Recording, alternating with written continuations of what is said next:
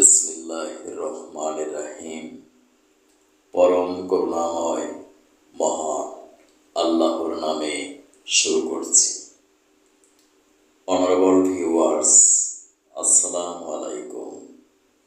বিশ্বের যে প্রান্ত থেকে আমার আজকের স্বাস্থ্য সংবাদ অনুষ্ঠানটি দেখছেন, digital biochemic heart cancer and diabetics research হসপিটালের পক্ষ থেকে ডক্টরস টক টিভি 100K চ্যানেলের সকল দর্শক শ্রোতাদেরকে জানাচ্ছি আন্তরিক অভিনন্দন।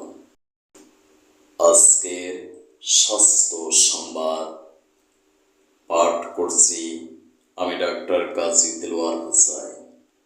অনুষ্ঠানটি একযোগে টিকটক, ইনস্টাগ্রাম, ফেসবুক ও ইউটিউব চ্যানেল থেকে সম্প্রচার করা হচ্ছে।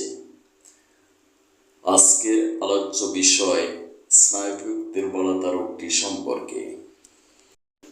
সম্মানিত দর্শক শ্রোতা, যেসব স্নায়ু শরীরের নানান জায়গা থেকে মাথার কেন্দ্রে চলে গেছে এবং যাদের দিয়ে নানা রকম মনোভাব ও জ্ঞান নিত হয়, তাদেরকে সেন্সরি নার্ভ বলে। এই স্নায়ুমণ্ডলের স্বাভাবিক কাজে যখন কোনো গোলযোগ বা ডিসঅর্ডার দেখা দেয়, তখনই রোগ লক্ষণ প্রকাশ পায়। স্নায়ুমণ্ডলের দুর্বলতার জন্যে শারীরিক ও মানসিক লক্ষণ দেখা দিতে পারে। স্নায়বিক দুর্বলতার জন্যে কোনো বিষয় মনোনিবেশ করতে পারে না। মেন্টাল ও ফিজিক্যাল অবসাদ লক্ষ্য করা যায়। ইনসোমনিয়া বা অনিদ্রা লক্ষণটি দেখা দেয়। ভার্টিগো বা মাথা ঘোরানি, হেডেক, শিরোপীড়া, মেমোরি লস বা স্মৃতিশক্তির অভাব ইত্যাদি লক্ষণগুলো প্রকাশ পায়। প্রত্যেকটি রোগেরই একটা এক্সাক্ট এটিওলজি বা কারণ রয়েছে।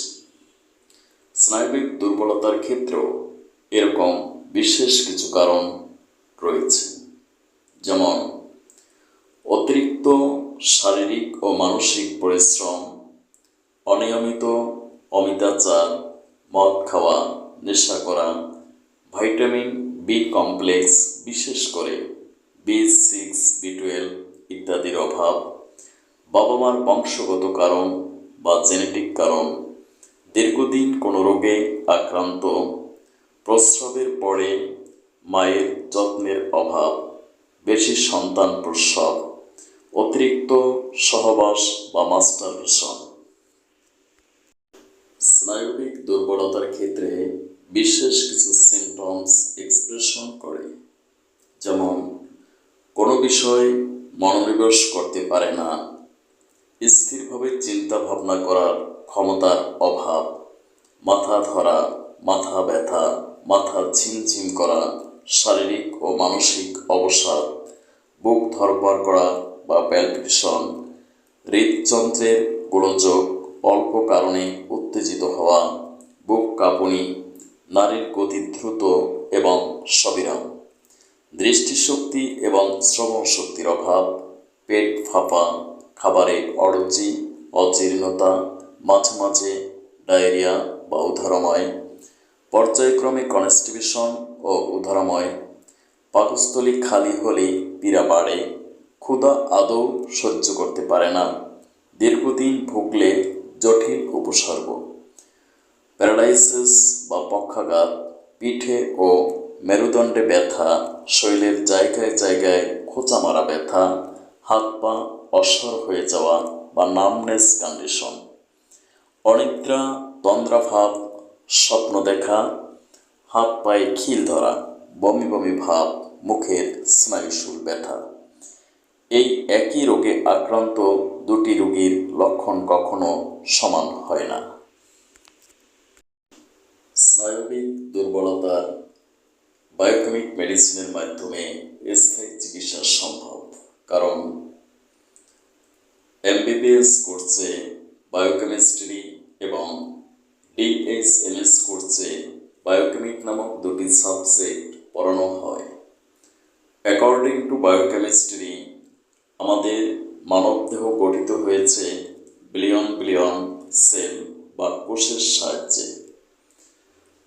এই কোষগুলোর অভ্যন্তরে রয়েছে Golgi body, cytoplasm, protoplasm, mitochondria, RNA, DNA নামক ক্ষুদ্র ক্ষুদ্র মাইক্রো অর্গান। এই মাইক্রো অর্গানগুলো গঠিত হয়েছে some essential vitamins, minerals and biochemic salt দ্বারা। যদি physical stress, mental stress, deficiency of immune power কিংবা অন্য কোনো কারণে আমাদের এই সেলগুলো ড্যামেজ হয়ে যায়, তখন আমরা ক্যান্সার, ডায়াবেটিস ও হৃদরোগ সহ বিভিন্ন প্রাণঘাতী রোগে আক্রান্ত হই। যদি সূক্ষ্ম মাত্রায় এই বায়োকেমিক মেডিসিনগুলো প্রয়োগ করা হয়, তাহলে কোষগুলো পুনরায় সজীব, সতেজ ও সক্রিয় হয়ে উঠবে। ফলে আমরা ক্যান্সার, ডায়াবেটিস, হৃদরোগ সহ স্নায়বিক দুর্বলতা জনিত কারণ থেকে অবশ্যই চিরমুক্তি লাভ করতে পারব ইনশাআল্লাহ। যাদের বিশ্বাস করতে কষ্ট হয় স্নায়বিক দুর্বলতা থেকে স্থায়ী চিরমুক্তি সম্ভব, তাদের উদ্দেশ্যে আমি একটি সায়েন্টিফিক এভিডেন্স উপস্থাপন করছি। আপনারা অনেকেই জানেন, একটা সময় ছিল যখন গ্রামকে গ্রাম মানুষ ডায়রিয়াতে মারা যেত।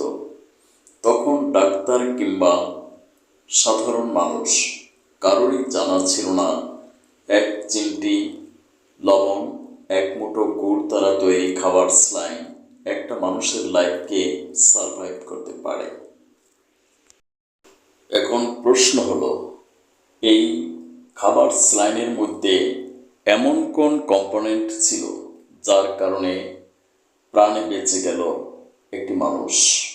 হ্যাঁ, এই খাবার স্যালাইনটি তৈরি করা হয়েছিল সোডিয়াম ক্লোরাইড খাবার লবণ দ্বারা। এই সোডিয়াম ক্লোরাইড হলো এক প্রকার বায়োকেমিক সল্ট, ন্যাট্রাম মিউর।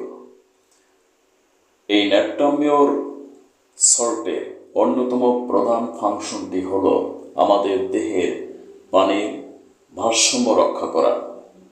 সুতরাং যখন ন্যাট্রাম মিউরের ডেফিসিয়েন্সি বা অভাব ঘটল, তখন আমাদের দেহ থেকে প্রফিউজ ওয়াটার সিক্রেশন হলো, অর্থাৎ শরীর থেকে লবণ ও পানি বেরিয়ে যাওয়ার ফলে ডিহাইড্রেশন হয়ে লোকটি মৃত্যুবরণ করল। যখন সূক্ষ্ম মাত্রায় এই ন্যাট্রাম মিউর লবণটি প্রয়োগ করা হলো, তখন কোষগুলো পুনরায় সজীব, সতেজ হয়ে উঠল। ফলশ্রুতিতে লোকটি বেঁচে গেল প্রাণে। এই এভিডেন্স থেকে সুস্পষ্টভাবে প্রমাণিত হয়, বায়োকেমিক মেডিসিনের মাধ্যমে যে কোনো রোগের স্থায়ী চিকিৎসা পসিবল।